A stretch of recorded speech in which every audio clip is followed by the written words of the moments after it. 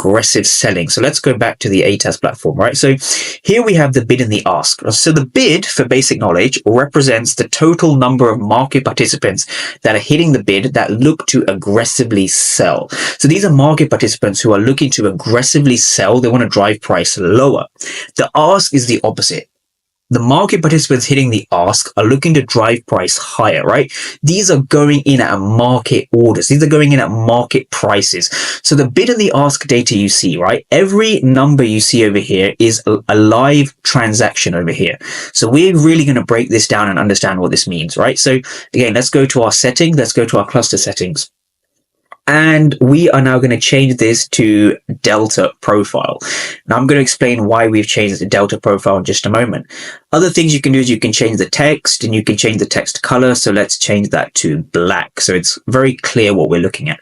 So this is a red candle. As you can see over here, this is a red candle. Now, what will allow you to kind of separate yourself as a trader going into the next, 2025?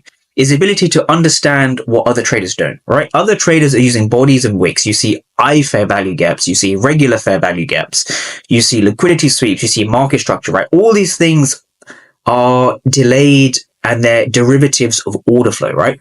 When you can understand the order flow and you can understand and read the numbers, right? Because the numbers are market data, right? This is based off statistics. This is based off market data that is hitting the markets live, right? So this is data that prints. This is data that prints at every key level.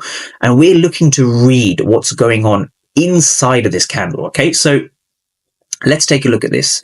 We are now going to understand this. And this is something we went over last session, so we won't go over it in too much detail, right? So again, let's look at the chart settings in correlation with this. So this happens to be one candle I'm looking at, right? If we go to cluster settings, the cluster settings will give you the bid and the ask, right? So this is